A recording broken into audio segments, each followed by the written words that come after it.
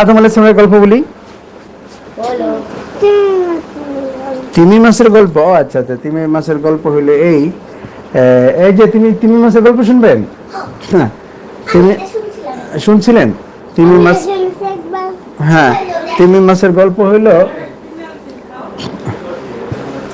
তিমি মাছের গল্প হইল একজন আল্লাহর নবী ছিল। নাম কি? একজন নবী ছিলেন। শোনো শোনো, তা তিমি মাছের গল্প। একজন নবী ছিলেন, নাম হইল ইউনুস আলাইহিস সালাম। কি নাম? ইউনুস। উনি ছিলেন কোথায় জানো? ইরাকের একটা শহর আছে নিনওয়া। তার কথা তো ওই নিনওয়া শহরে। তো ওখানকার লোকেরা ইউনুস আলাইহিস সালামের কথা শোনে না। ওই যে বলছে না, তার কথা কেউ শোনে না, তার কথা কেউ শোনে না। পরে রাগ করে চলে গেছে, যা এলাকায় থাকবোই না। একটা কথা, আমি এতদিন পর্যন্ত আল্লাহর দাওয়াত দিতেছি, আল্লাহর দিকে কথাই শোনে না। রাগ করে চলে গেছে। এখন এই যে রাগ করে গেছে, কার কাছে বলে গেছেন? তিনি তো আল্লাহর। তা আল্লাহ রাগ করছেন না, তুমি আমার অনুমতি ছেড়ে কেন গেলা এলাকা ছেড়ে? আল্লাহ রাগ করছে। আচ্ছা, তোমাকে আমি ছোট্ট একটা সাজা দিচ্ছি। আল্লাহ তাআলা রাগ করছে। তো এবার কি করছে? সে যাইতে ইরাক থেকে আসছে ভূমধ্য সাগরে, এখানে আসছে। এখানে আসার পরে ওই যে নদী পার হবে, বড় নদী, জাহাজে পার হইতে হয়, এক জায়গাতে তিউনিসি আসতে হয়। এই যে এক জায়গাতে এক জায়গায় যাবে, তো এখন জাহাজে উঠছে, নদী পার হতে হবে, এলাকা জাহাজ। এখন মাঝখানে এসে নদী জাহাজ ঘুরতেছে, এখন দিক দিশা পায় না, অন্ধকার। এক তো রাত্র, আবার অন্ধকার, ঝড় তুফান, নৌকাও চলতেছে না, নৌকা ঘুরতেছে। এই অবস্থা কি করবে? হ্যাঁ, পরে সমস্যাটা কি?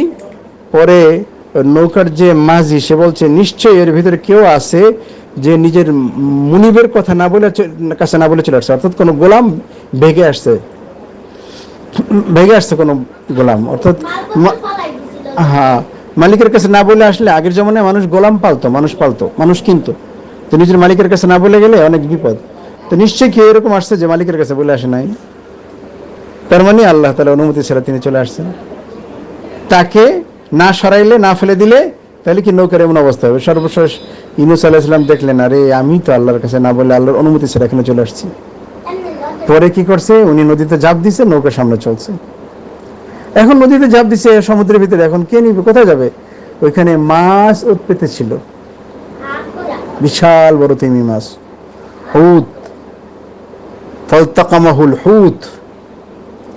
আচ্ছা, কোন শিবে? হ্যাঁ, ফিল ইয়াম্মি ওয়া হুয়া মুলিম।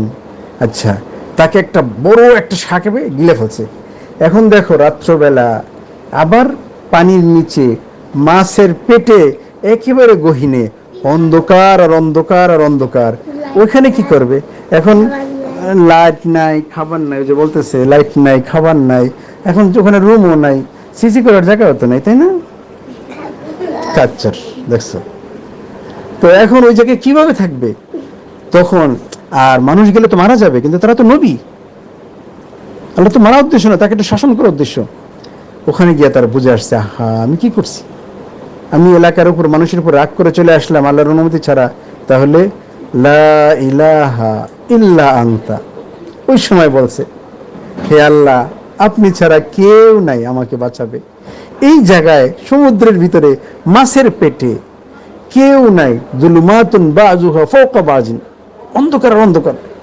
লা ইলাহা ইল্লা আনতা, আপনি ছাড়া কেউ আমাকে নাই বাঁচাবে এখান থেকে। আছে কোনো বাঁচানোর মাধ্যম? কোথায় আছে কি মানুষ জানে? ধরতে পারবে মাছ? আল্লাহ যদি না বাঁচায়?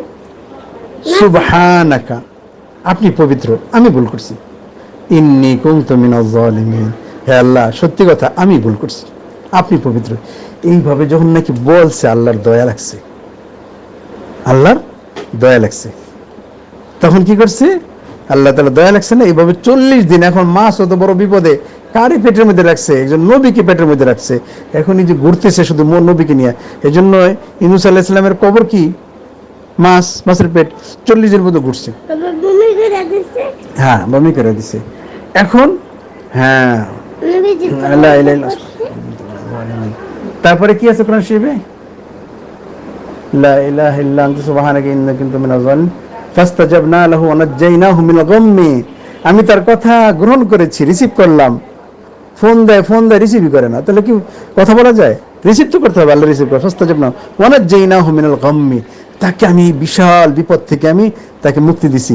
ওয়া কাযালিকা নুনজিল মুমিনিন, তেমনি ভাবে কোন মুসলমান বিপদে পড়লে আমাকে ডাকলে আমি সাড়া দেই। পরে গাছ কি করছে জানো, এই মাছটা কি করছে, নদীর পাড়ে গিয়ে বমি করে ফেলে দিচ্ছে। এখন 40 দিন যেহেতু মাছের পেটে ছিল, শরীরে পশম আছে, হ্যাঁ হ্যাঁ, গায়ে রক্ত রক্ত হয়ে গেছে না। পরে এখন ওই অবস্থায় অসুস্থ দুর্বল, ফেরেশতারা কি করছে, শাজারাতুম মিন ইয়াকতিন আছে না, ওয়া আমবাতনা, হ্যাঁ ইয়াকতিন অর্থাৎ একটা কুমড়া গাছ বলা হয় বা কদুয়া, একটা গাছ ওখানে জন্মাই দিছে, ওই গাছের ছায়া ছিল, ফলে মশা মাছি লাগে নাই।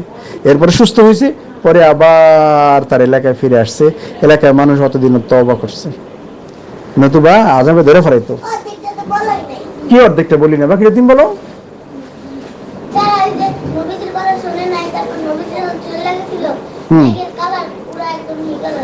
ও আচ্ছা আচ্ছা আচ্ছা, এই যে দেখছো, ছোটদের কাছেও শিখতে হয়। এই যে নবীজির কথা না শুনে তো নবীজি রাগ করে চলে গেছেন না নবী, এদিকে আল্লাহ তাআলা রাগ করছেন, রাগ করে কালো মেঘ নিয়ে আসছে, কালো মেঘ। তারপরে সবাই ভয় পেয়ে গেছে, মনে হয় এটা আযাব আসবে, আযাব। পরে সবাই কান্নাকাটি করছে, সবাই তওবা করছে, আল্লাহ তাআলা মেঘ সরাই দিছে, মানে আযাবের মেঘ না, বৃষ্টির মেঘ। তারপরে হ্যাঁ, আল্লাহ তাআলার কাছে দোয়া করছে, দয়া করে আল্লাহ তাআলা মেঘ সরাই দিছে।